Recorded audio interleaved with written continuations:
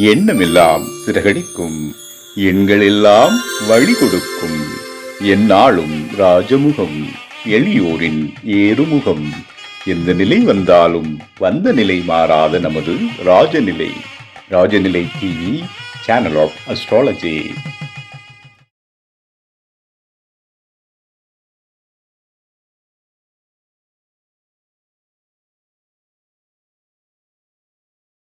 இவர் பேச்சோ மழையும் புயலும் கொட்டி தீர்ப்பது போல் இருக்கும்.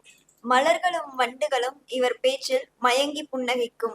தனது அசத்தலான பேச்சாலும் அன்பாலும் அனைவரையும் ஈர்க்கும் கோவை மண்ணின் புதல்வர், தமிழின் காதலர், தாந்திரிக பேரரசர் உயர் திரு மருதமலை குருஜி ஐயா அவர்களை அஷ்டவர்க்கத்தின் அற்புதங்கள் என்ற அற்புத தலைப்பில் உரை நிகழ்த்த வருமாறு அன்போடு அழைப்பதில் பெருமை கொள்கிறது நம் ராஜநிலை. பேரன்புக்கும் பெருமதிப்புக்கும் உரிய ராஜநிலை டிவி ஜோதிட நேயர்கள் அனைவருக்குமே இனிய வணக்கம்.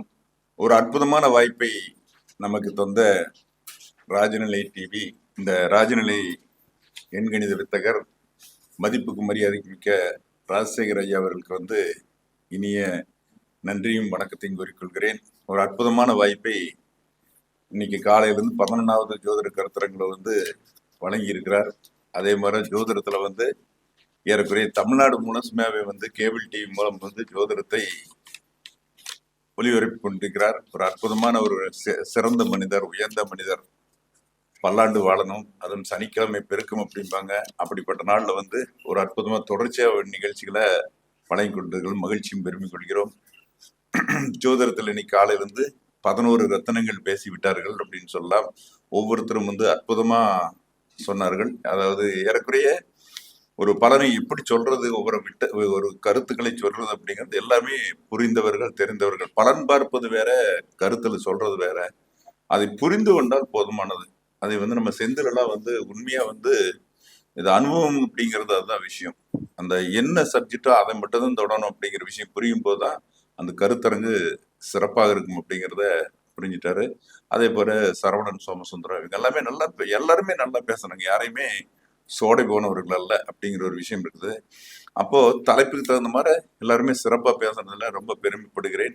இப்ப நம்ம அஷ்டவர்க்கம் அப்படிங்கிறது என்ன அப்படின்னு கேட்டீங்கன்னா, ஜோதிடத்தில் பலன் சொல்லக்கூடிய ஒரு சீக்ரெட். ஒரு கிரகத்துடைய பலனை நிர்ணயிக்கணும். அதாவது என்ன பலம் அப்படிங்கிற விஷயத்தை நிர்ணயிக்கிறது சட்பலம் அப்படின்னு சொல்லி ஒரு கணித முறை உண்டு. அது நம்ம கண்டுபிடிக்கணும். ஆனா அதை விட என்னன்னா, அந்த அஷ்டவர்க்கம் அப்படிங்கிறது இந்த ஜோதிடத்துடைய பலனை நிர்மாணிக்கிறதுக்காக அஷ்டவர்க்கம் அப்படின்னு ஒரு விஷயம் இருக்கு. இது ரொம்ப சிம்பிளான விஷயம்தான். இது இந்த கோச்சார பலனால இப்ப நீங்க ஏற்கனவே பேசுறாங்க பாருங்க. கோச்சார பலன் பார்க்கிறதுக்கு இந்த சட்பலன் கண்டிப்பா அவசியம். கோச்சார பலனுக்காக கண்டிப்பா சட்பலம் அவசியம்.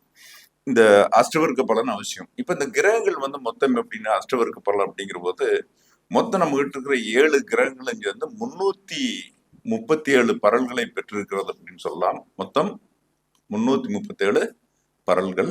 இந்த பரல்கள் எப்படி அப்படின்னு கேட்டீங்கன்னா, குறிப்பிட்ட ஒவ்வொருவருமே, இப்ப சூரியன் அப்படின்னு சொன்னா, உதாரணத்துக்கு சொன்னா சூரியன் 48 பரல் அப்படின்னா, இவர்கள் பிரிச்சு கொடுத்திருக்காரு. ஒவ்வொரு வீட்டுக்கு பரல்களை கொடுக்கிறார். சூரியன் அஷ்டவர்க்கத்திலேயே இந்த 48 பரல்ல 8 பேர் 8 கணக்கு வந்துடும்.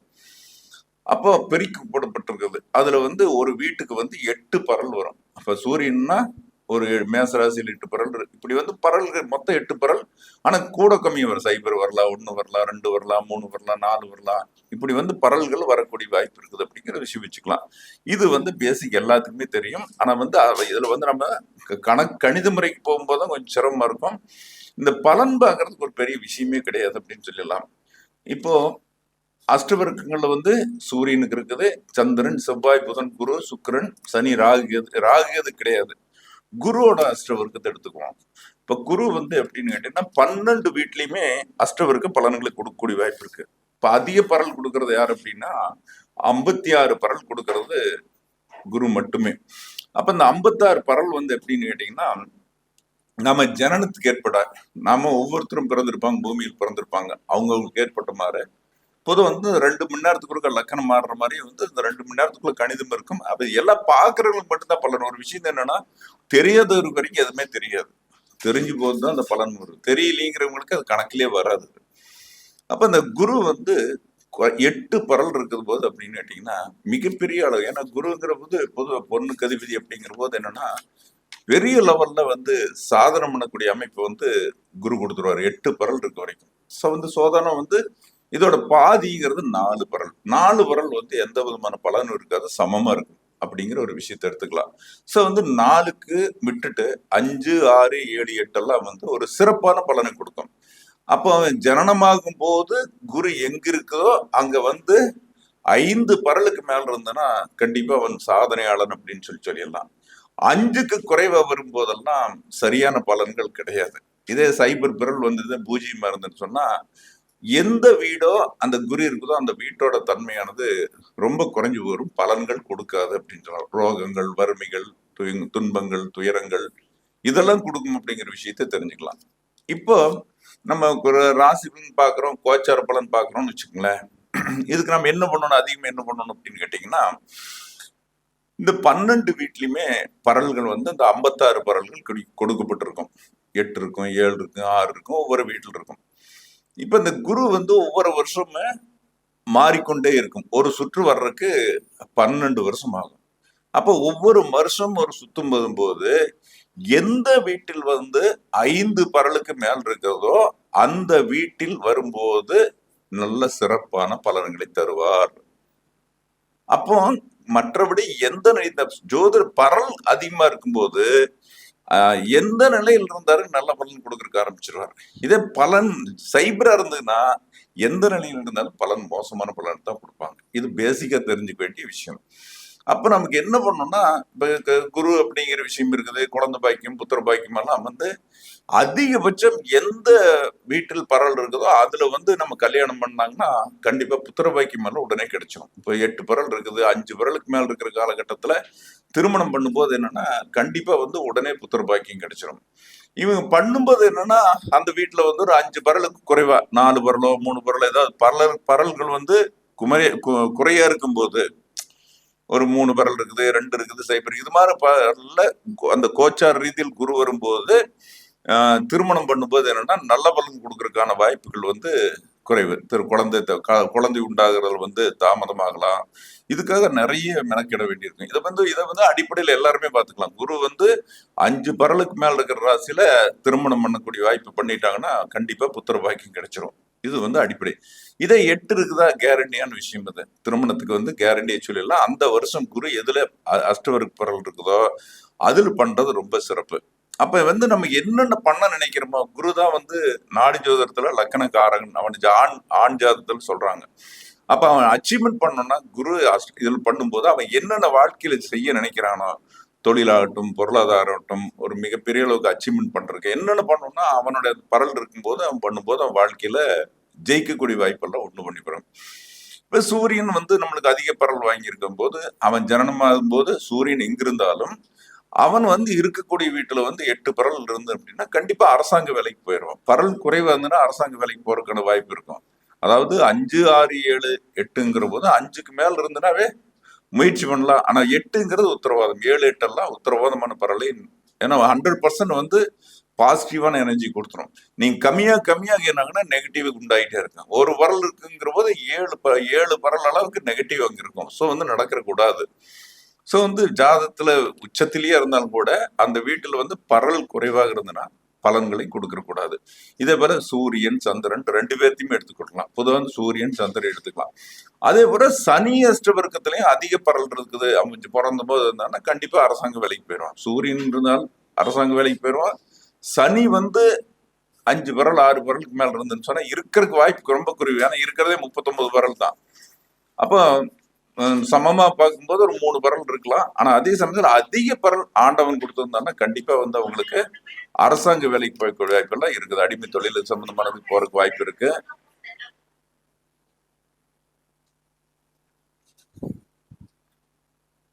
அதே போல என்ன அப்படின்னு கேட்டீங்கன்னா ஜெயிக்கிறது, பண்றது, பிடிக்கிறது எல்லாமே அப்படின்னு கேட்டீங்கன்னா எந்த ஒரு குழந்தைய வந்து ஸ்கூல்ல படிக்கிறோம் அல்லது நாம் ஏதாவது விருப்பப்பட்டு குறிப்பிட்ட வயசுக்கு மேல படிக்கிறாங்க குழந்தைகள் ஸ்கூல்ல சேர்த்துறதெல்லாம் வந்து இப்போ கிடையாது. ஆனா இருந்தாலும் கூட நம்ம அந்த லக்னம் எடுக்கும்போது அந்த லக்னத்துல வந்து இப்போ மேசம், ரிஷபம், இந்த ஸ்கூல்ல சேர்த்துறோம்னா அந்த அதிக பரல் இருக்கிற ஒரு ராசியில வந்து குழந்தையை சேர்த்திடலாம். பாக்குறோம், நம்ம காலையில இருந்து பொழுது வரைக்கும் பாக்குறோம். எந்த இடத்துல ரிஷப லக்கணத்தில் இருக்குதா, லக்கணத்தை நம்ம கொண்டு வந்து கூட நகர்த்தியும் கூட அந்த குழந்தையை வந்து ஸ்கூல்ல சேர்த்தலாம். அப்ப புதன்கிறது வந்து வித்தைக்கு அதிபதி அப்படின்னு சொல்லி வச்சிடலாம். அதே போல சுக்கிரன் அப்படிங்கிற விஷயத்துல எடுக்கும்போது, சுக்கிரன் அதிக பரல் வாங்கி இருக்கிற ஒரு பெண் திருமணம் பண்ணும்போது சுக்கிரன் அதிகமா இருக்கணும். அந்த ராசியில் உள்ள பரல் கல்யாணம் பண்ணாலும் அவனுடைய வாழ்க்கை நல்லா இருக்கும். சுக்கிரன் வந்து 7 பரல் 8 பரல் பண்ணக்கூடியது பண்ணாலும் அவங்களோட வாழ்க்கை சிறப்பா இருக்கும். அது குறைவு சொல்லக்கூடிய வாய்ப்புகள் எதுவும் வராது. ஸோ வந்து ஜோதிடம்ங்கிறது மிகப்பெரிய கடலா இருந்தாலும் கூட இது ஒரு விஷயம். அதே மாதிரி வந்து இந்த அஷ்டவர்க்கங்களை வந்து மொத்தம் 337 பரலை வந்து 12 வீட்டுக்கு பிரித்து கொடுக்கப்பட்டிருக்கிறது. அப்ப 12 வீட்டுல வந்து எப்படின்னு கேட்டீங்கன்னா, குறைஞ்சபட்சம் வந்து எத்தனை பரல் வேணாலும் இருக்கலாம், அதிகபட்சம் எவ்வளவு வேணாலும் இருக்கலாம், 40 பரல் கூட இருக்கலாம், ஒன்றும் பிரச்சனை இல்லை. எவ்வளவுக்கு எவ்வளவு பரல் அதிகமா இருக்குதோ அந்த பரலோட தன்மை வந்து பேசும். உதாரணம், லக்கணத்துல வந்து 40 பரல் இருக்குன்னு வச்சுங்களேன், அச்சீவ்மெண்ட் பர்சன் பரல் அதிகமா இருக்க வரைக்கும் நல்லா இருக்கும். 2ல பணம் இருக்குதா, பணம் நல்ல பண நடமாட்டம் நல்லா இருக்கும். பொதுவா வந்து ஈவனா வந்து எல்லாத்துலயும் 25க்கு கம்மி இல்லாம இருந்ததுன்னா நல்லா இருக்கும். இப்ப 6ஆம் இடம்ங்கிறது வந்து கடன் அப்படின்னு சொல்றோம். அங்க வந்து பரல் குறைவா இருக்கலாம். 8லயும் வந்து பரல் குறைவா இருக்கலாம். 12லயுமே வந்து பரல் குறைவா இருக்கலாம் அப்படிங்கிற ஒரு விஷயம் இருக்கு.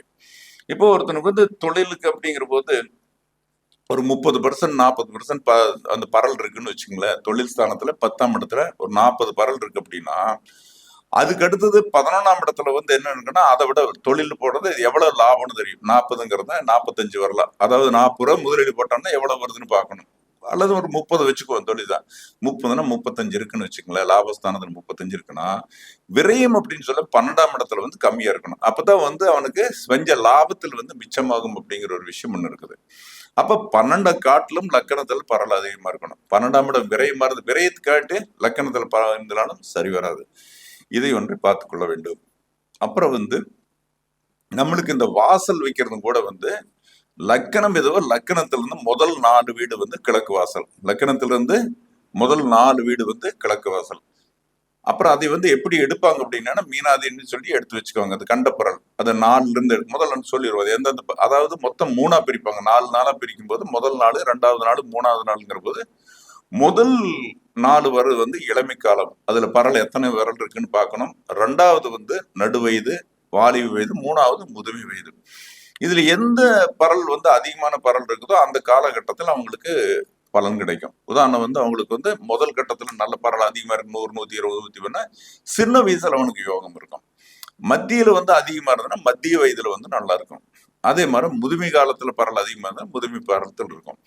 அப்ப வந்து சின்ன வயசுல நம்மளுக்கு பரல் கம்மியா இருக்கு அப்படின்னா அந்த முதல் காலம் அப்படிங்கிறது ஒரு 20 வருஷம் 25 வருஷம் அப்படின்னு சொன்னா அந்த காலகட்டத்தில் பரல்கள் குறைவா இருக்கும். இது அப்ப பலன் வந்து யோகங்கள் குறைவா இருக்கும். இதை வச்சு ஜாதகத்தை வச்சு நிர்ணயம் பண்ணிக்கலாம். அதே போல சனி அப்படிங்கிறது தான் ஆயுள்காரன் சொல்றாங்க. அது மேக்சிமம் பார்த்துக்கணும். 0 எந்த வர்க்கத்துல சைபர் வந்தாலும் பூஜ்ஜியம் வந்தாலும் கூட அதோட பலன்கள் ரொம்ப சரி வராது. அதாவது 3 வரல் வர்றதுன்னு கூட தப்புன்னு வச்சுக்க முடியாது. இந்த 1 வருது, சைபர் வருதெல்லாம் வந்து அந்த கண்டிப்பா சனியோட பரல்ல வந்து அந்த சைபர் வரும்போது கண்டிப்பா அவங்களுக்கு கண்டங்களோ, போக்குவரத்துகளோ, வியாதிகளோ இதெல்லாம் வரக்கூடிய வாய்ப்பு இருக்கு. ஸோ வந்து இது வந்து இந்த இந்த இந்த கணிதங்கள் போய்க்கொண்டே இருக்கும். இது எந்த விதத்துக்கு வேணா ஆராய்ச்சி பண்ணி நம்ம கண்டுபிடிக்கலாம். எளிமையா வந்து கோச்சார பலன் பார்க்கறதுக்கு அஷ்டவர்க்கத்தை மிஞ்சிய கணிதங்கள் எதுவும் இல்லை. ஒவ்வொரு வருஷம் ஒவ்வொரு கோளுக்கும் பார்க்கலாம். சூரியனுக்கு பார்க்கலாம், சந்திரனுக்கு பார்க்கலாம், செவ்வாய்க்கு பார்த்துக்கலாம், புதனுக்கு பார்த்துக்கலாம், குருவுக்கு பார்த்துக்கலாம், சுக்கிரனுக்கு பார்த்துக்கலாம், சனிக்கு பார்த்துக்கலாம். பொதுவாக குரு பயிற்சி, சனி பயிற்சி எல்லாம் ரொம்ப அற்புதமான பலன் கொடுக்கறது. அவங்கவுங்களே வந்து தன்னோட ஜாதகத்தில் சாப்ட்வேர்ல வச்சிருக்காங்க. பஞ்சாங்கம் இந்த ஜாதகம் எழுதப்பட்டால் அதில் கொடுக்கப்பட்டிருக்கிறது. இதெல்லாம் பயன்படுத்தி அதாவது வாழ்க்கையில வந்து எல்லா விதமான சுகங்களும் நன்மை அடையணும். பொதுவாக வந்து பலன் அப்படிங்கிறது நல்ல நேரத்தில் நல்ல காலத்தில் தொட்டோம்னா கண்டிப்பா எல்லாமே ஜெயிச்சிடலாம். அதுக்கு புஷ்கரநாம பத்தி நம்ம பாலமுருகன் ஐயா பேசினாரு. ஒவ்வொருத்தரும் வந்து இன்னைக்கு வந்து பேசின வித்தியாசமான சப்ஜெக்டா இருந்தது. ரொம்ப திருப்திகரமா இருந்தது. ஒவ்வொருத்தரும் பேசினாங்க. அப்ப என்னன்னா வாழ்க்கை வளம் பெறுவதற்கு அப்படிங்கிற ஒரு விஷயம் வாழ்க்கையில வெற்றி பெறுவதற்கு ஒரு விஷயம். ஒவ்வொருத்தரும் தேடுதல் பொருளாதாரத்துக்காக தேடுறோம். சாமிங்கிற விஷயத்தை விட புத்தகத்தை தேடு. இப்ப சாமி பிடிக்கிறதுங்க அது அது வேணும். ஆனா அதே சமயத்துல புத்தகம் நூலறிவு நிறைய வேணும். நூலறிவு இருந்துன்னா தான் நம்மளுக்கு எல்லா அறிவும் நம்மளுக்கு கிடைக்கும். இல்லைன்னா எதுவும் பண்ண முடியாது. தன்னை திறமையை பயன்படுத்திக்கணும். செல்வந்தராக சேமிக்க வேணும். மற்றவங்களை மதிக்க தெரியணும். அப்படி செய்யும்போது வாழ்க்கையில வெற்றி வர கேட்டுக்கொண்டு அனைவருக்குமே ஒரு நன்றி வணக்கத்தையும் கூறி நிகழ்ச்சியிலிருந்து விடைபெறுகிறேன். நன்றி வணக்கம். 12ஆம் வீட்டிலும் அஷ்டவர்க்க பலன் கொடுப்பார் குரு. 8 பரல்களில் சாதனை கிடைக்குமா? பாதியில் பலன் கிடைக்குமா? சிறப்பான பலன் எப்போது கிடைக்கும்? 12 சுற்றில் பரல் எப்படி இருந்தால் பலன் எப்படி அமையும் என 5 பரல் திருமணத்தில் குழந்தை கிடைக்குமா என மிக சிறப்பாக அஷ்டவர்க்கத்தின் சிறப்புகளை கூறிய தாந்திரிக பேரரசர் உயர் திரு மருதமலை குருஜி ஐயா அவர்களுக்கு மனமார்ந்த நன்றிகளை தெரிவித்துக் கொள்வதில் பெருமை கொள்கிறது நம் ராஜநிலை.